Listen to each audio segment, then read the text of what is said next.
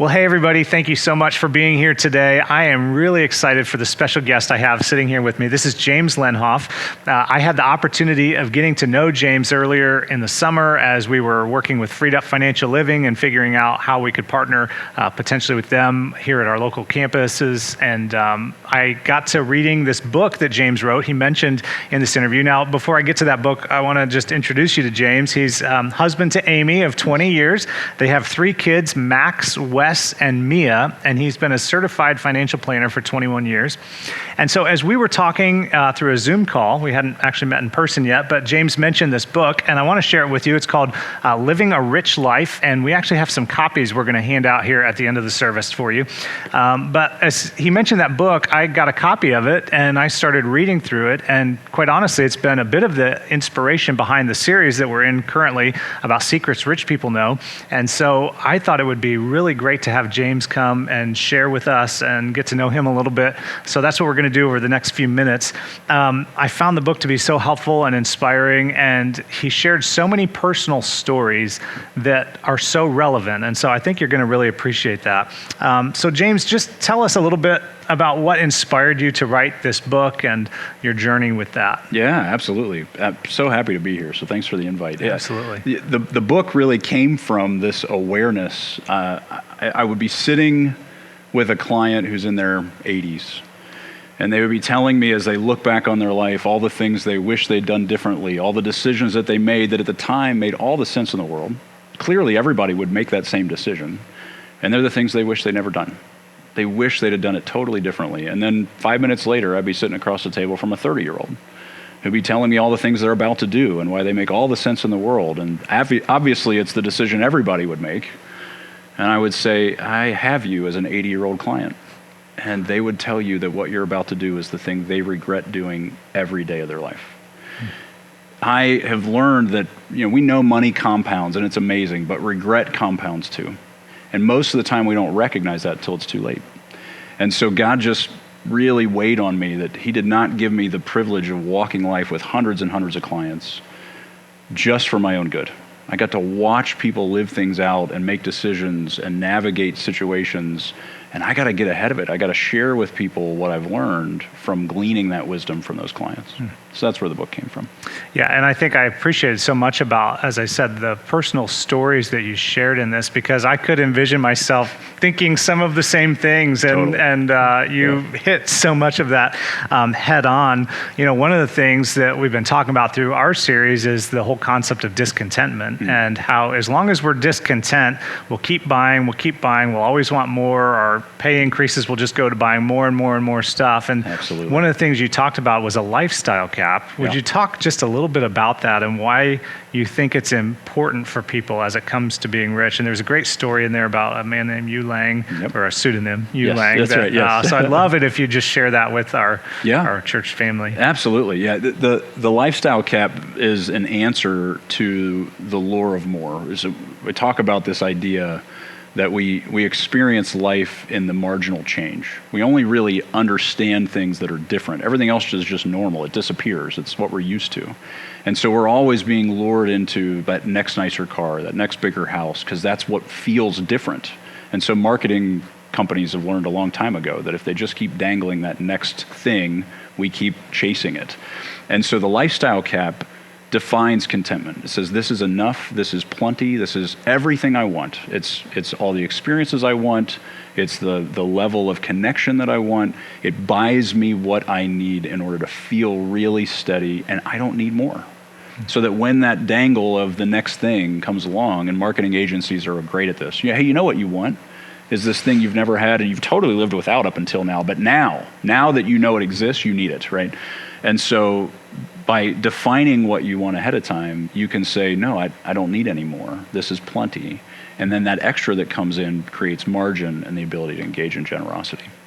Yeah. And the story with Liu Yang, that is this amazing conversation with this client who had been chasing career path. I got to get to here so that I can get to here so that I can get to there. And if I get to there, then I'll be able to pay for my kids' college. And I was sitting across the table from him and I said, have you ever sat down and asked your kids what they want? Because basically if you were to sit there and tell them, I'll give you two choices. Option one is you're not going to know dad very well. He's going to be traveling a ton. He's going to be working nights and weekends. We're really not going to have a great relationship, but you'll get to go to college for free. Or option 2 is I will be a part of your life. I will tell you your identity. I will call out in you what God has created in you, and we will be in deep relationship. You might need to get some student loans. Which one do you think they'd pick? And he's picking the one they don't want. And so he started to reframe his idea of what it looks like to live that intentional life. And he didn't get promoted, and he didn't keep climbing, but he started to experience so much more margin and contentment in what he already had. And it changed everything. It was such a beautiful experience to be a part of that. Yeah, that's a really cool story, because I think we can all relate to wanting to provide our kids with the best, or wanting to, have just a little bit more, and yet coming to that realization of what do our kids actually need. Yes. And what they want is us. Absolutely. They don't want us chasing all these things, but we think that if we chase all those things, we're giving them what they want. Yeah. Which really ties into what I think God wants from Absolutely. us. Yep. Ultimately too, that we want Him more than we want all the stuff. Absolutely. Which is that's right. Great. So funny we get right. tied into that. So how would you advise somebody to create a lifestyle cap? I mean, how do you go about figuring out how much and when is enough? That's right. It is an intentional process that I think actually needs to be revisited every year. And so my wife and I sit down and we say, what are our plans for the year? So vacations, experiences we want to have, things we know we're going to need to repair in the house, whatever that looks like, right? Add that up and define, then if this is what we're going to live intentionally this year, this is how much money we need. And so by default, anything that comes in over that, we can give away, because we've already said this is plenty. And that includes things like, we're going to save this much for retirement, we're going to pay down this much debt, whatever those things are, they all fit in that box. Now, it's possible that your lifestyle cap could be what you make right now. Like, you need every dime. Fine. Draw the line there, though. At least define it and say that's enough.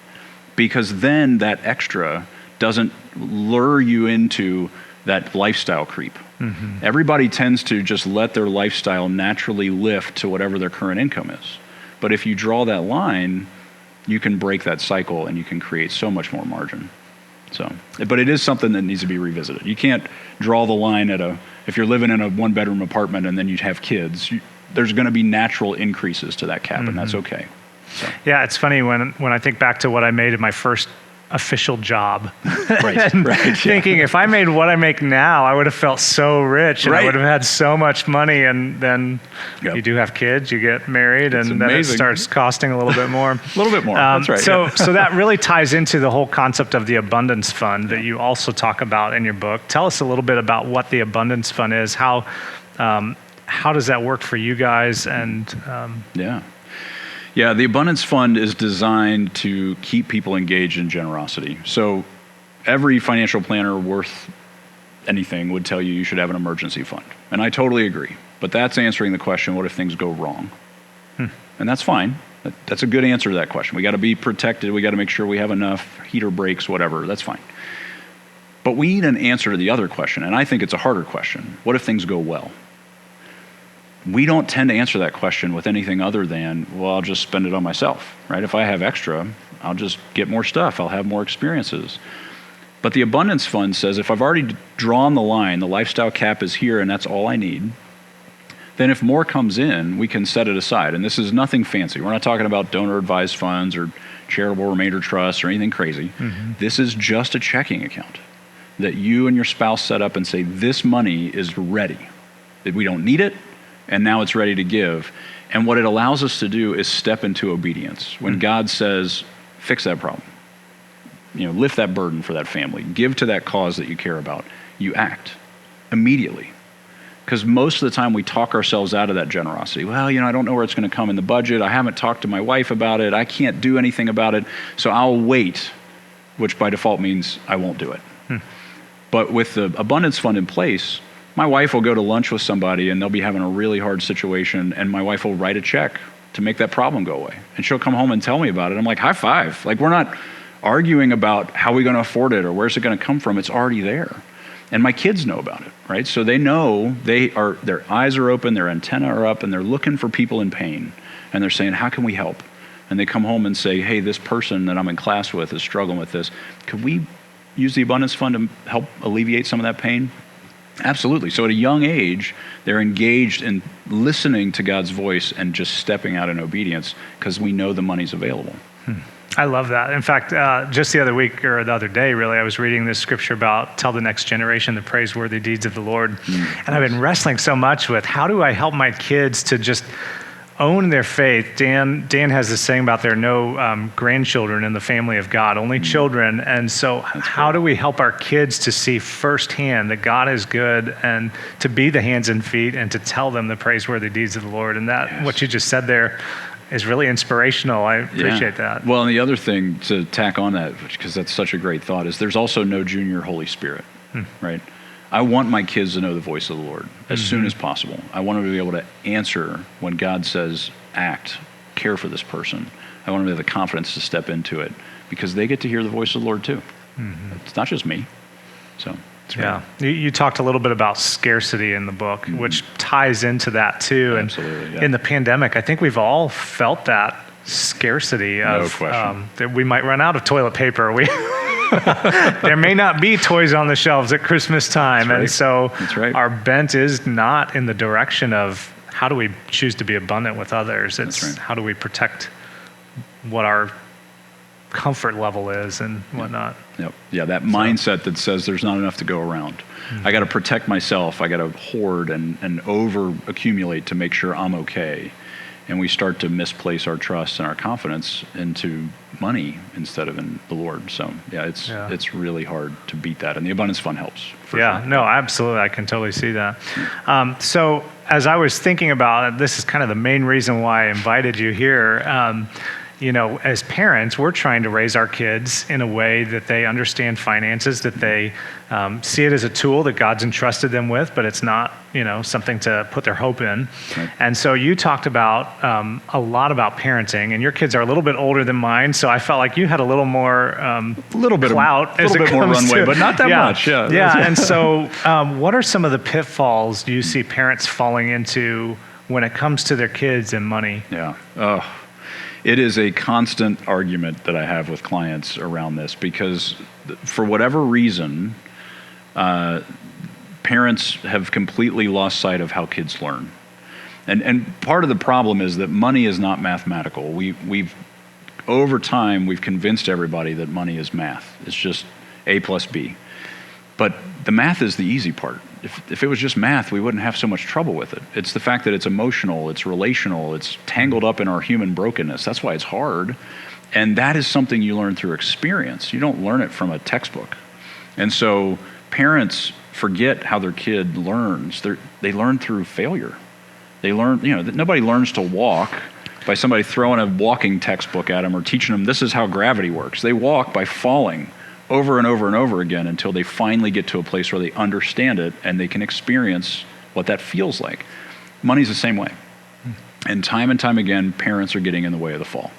So you're in the grocery store and the kid says, I want that useless piece of plastic. And you go, no, we're not going to buy that useless piece of plastic. It's a useless piece of... Well, you know that because you've done this before. They don't know. And so you say no and you block the fall. They haven't learned anything. And then sometimes you give in because they're relentless and you say, fine, we'll buy the useless piece of plastic. And then in the car on the way home, it breaks like it always does, like you knew it would. And you go, see, I told you so. And all you're teaching them is, I can't make good decisions. Mom and dad always have to be in charge. I have to stay dependent on them. So we continually get in the way of them making mistakes. And then what happens is they go off to college and they make big mistakes. And I'm listening to clients and they're telling me about mistakes that their older kids are making. And I'm like, oh, my kid made that exact same mistake, except it didn't involve a comma, right? Your kid, that mistake cost $10,000. My kid's mistake cost $10 because it's the same mistake.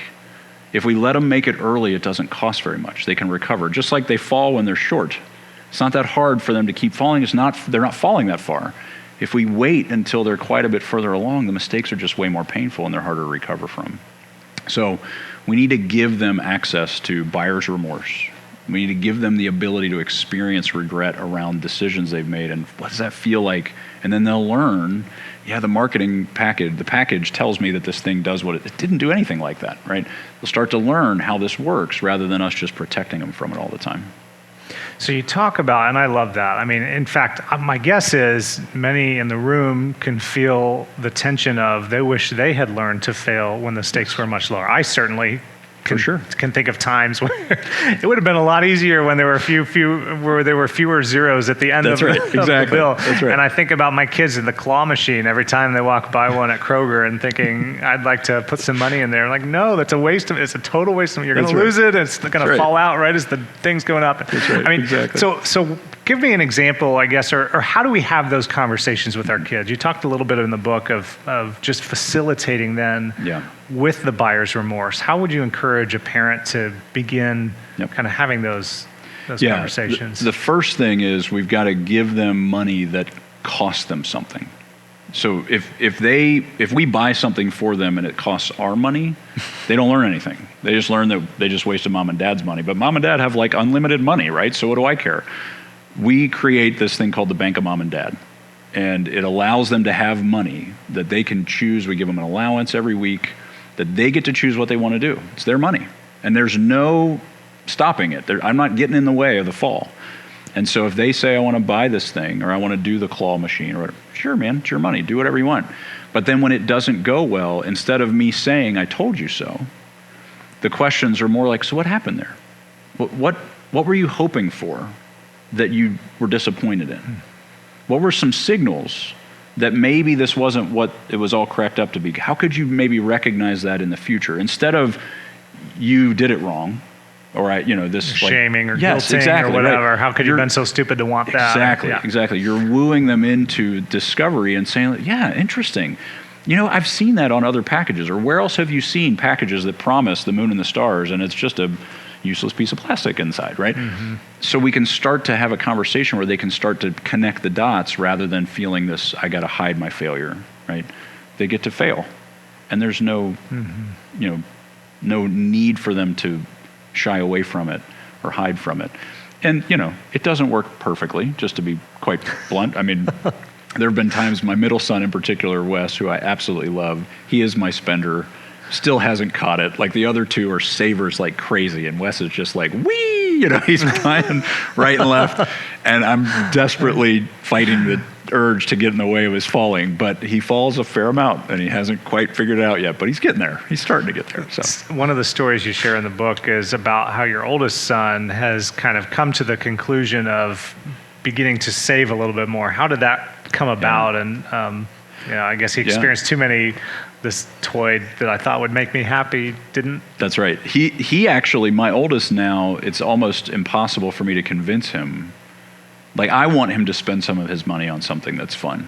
And he's like, I don't need to do that. Like, I know you don't need to, but you're allowed to want to do, it's okay. So we're actually on the other side of that learning, which is interesting.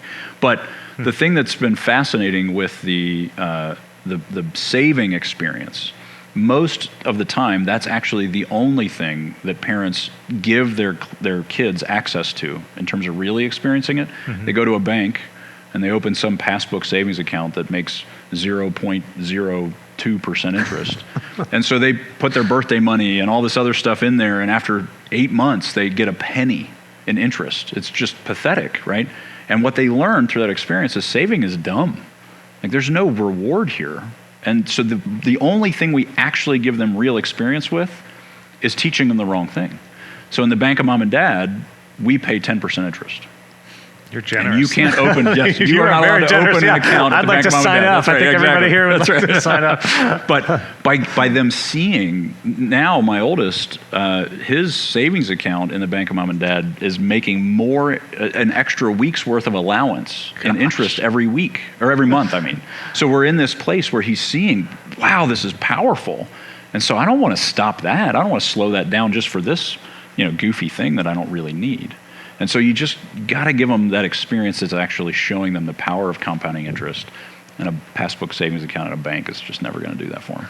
Yeah, so when we were kind of talking on the phone, you mentioned a program called Greenlight. Do you want to tell us a little bit about it? And Yeah. I've actually signed up for it with my kids. Cool, and yeah. I've got You a got your Greenlight card here. Awesome. My daughter, she said, "Are you going to give that back to me?" I said, "Not before I spend some of the money." And I'm going to swipe that thing. That's right. Exactly. I'm going to make you feel what it feels like when you spend my money. That's great. Yeah, the Greenlight is something I found. I used to keep the bank of mom and dad in a spreadsheet. Which sounds like a nightmare. It was a nightmare.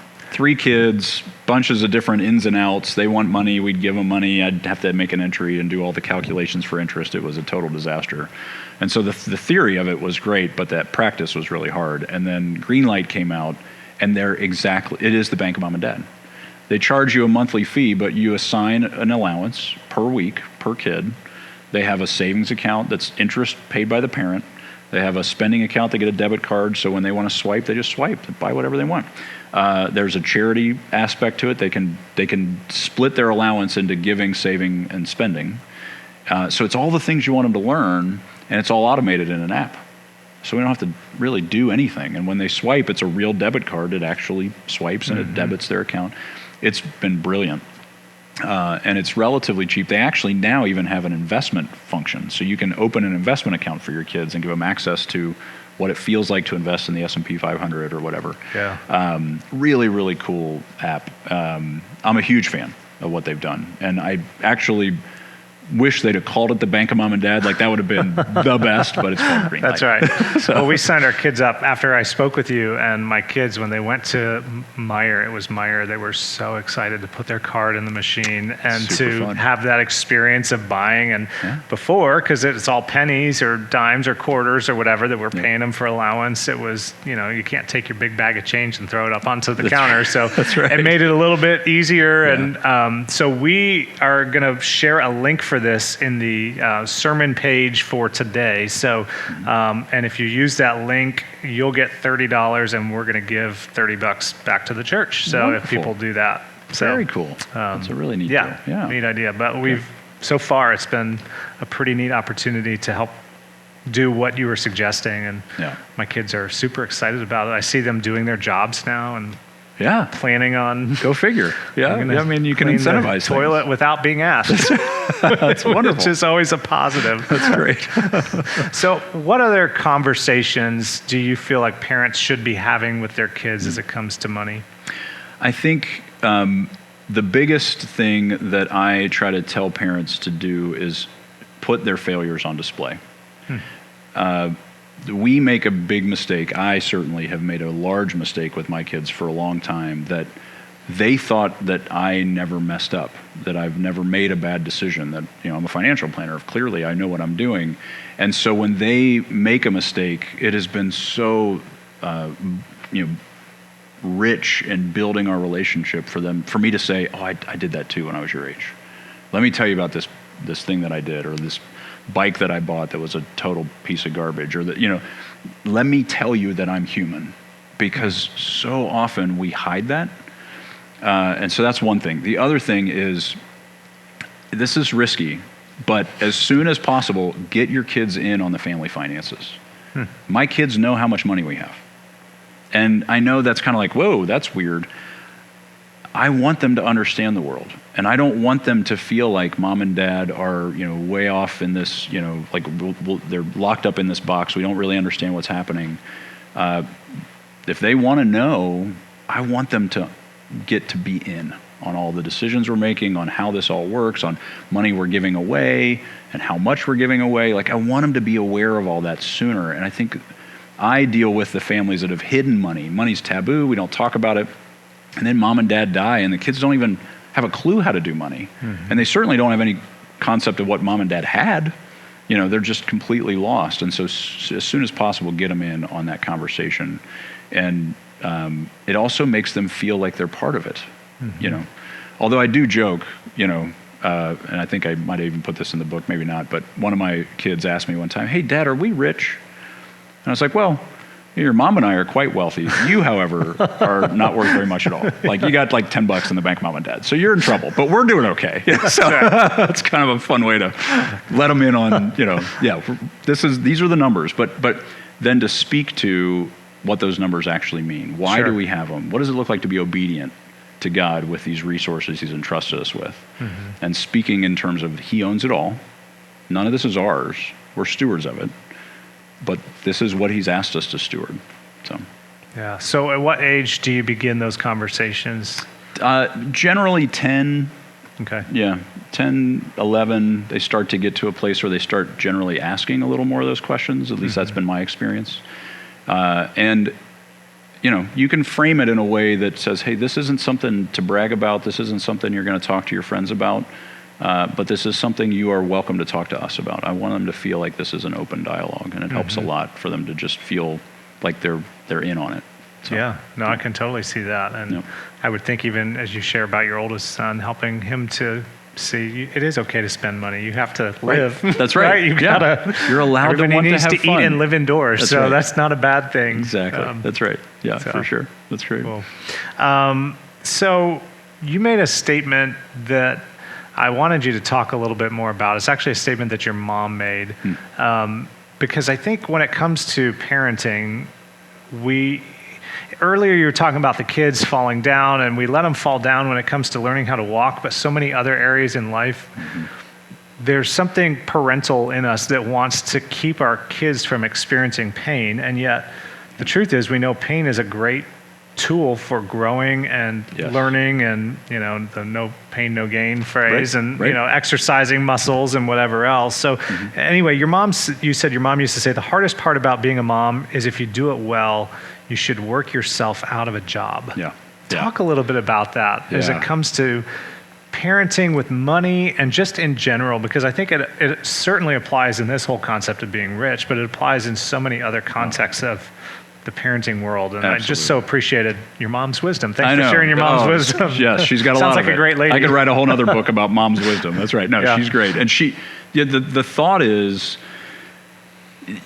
we tend to like the dependency that our kids have on us. It feels good to be needed. It, you know, at some level, all of us have a narcissism thing going, right? We love when people need us, and our kids need us. And so that feeds our identity. It feeds our value. And as they grow, we need them to need us less if they're ultimately going to be successful in life on their own. Now, that doesn't mean we're not in relationship with them, but the dependency needs to be cut off. And the only way that happens is if we continue to let them be more and more independent. And so the way that my mom would always look at it is, we got to move from this place of being a cop, you know, and maybe you've heard this, a cop, coach, companion. So the cop is when they're toddlers, like, don't do that. You're going to burn yourself. Don't stick that in the light socket, right? You're constantly trying to control. Then the coach is, hey, try this. Here's an idea, right? You're kind of pushing them in a direction. You're giving them some guidance, but they're doing it. And then the companion is, you're just walking life together. And every now and then there might be things like, hey, Mom, what do you think about this? Or I'd love your thoughts around that. But there's no forced demand, and there's no dependency on my end. We're just now doing companionship. And that is a great model and particularly when it comes to money. Initial cop, but as they start to learn, you're coaching and you're giving them direction, and they're starting to stand on their own. And the goal is that they're not coming back to you all the time and needing more because you've created this dependency. Most of that dependency that I've experienced as clients have faced it is fear. The kids have never done it. They don't trust themselves. They've been taught from a young age that mom and dad are really great with money, and I'm stupid. I'm too stupid to do this. I've heard clients' kids say, 40-year-old kids, they're like, well, I'll never be able to do this as well as my dad did. It's like, oh, dang, they failed. Like, they're still in that coach, maybe in some cases cop, and you're 40. You should be better than this, you know. So we got to let them get to that place. One of the funny pieces of that is, I think for so many of us in our minds, we think of our parents as their grown-up selves, and not the 20-year-old self, not the 15-year-old self, Right. the Yes. teenager-year-old self, or whatever, and the growing that it took for them to get where they are. And That's right. So then as we parent our own kids, we kind of forget that they're seeing us in a, you know, they don't see our failures. They don't see what it took to get to where we are. And most of the time because we hide them. We don't let them in on the failures, right? And so, and so they they feel inadequate, and sometimes we reinforce that, and they are probably inadequate right now. That's okay. But we don't need to make them feel like they always will be. We need to move them forward so that we can get out of the way. Sure. The scripture says, train your kids up in the way that they should go, and they will not depart from it. The thing I always remind people of, it does not say, train them up in the way that you went. It does not say, make a clone. It says, train them up in the way that they should go, and they will not depart from it. Let them go in their way. Train them up. But this isn't about you controlling them for eternity, so. It's not God loves you and I have a wonderful plan for your life. That's right, exactly. That's right. Which is so easy as a parent to totally want. But, that's right. Wow. That's great. Good deal. Well, there's so much here.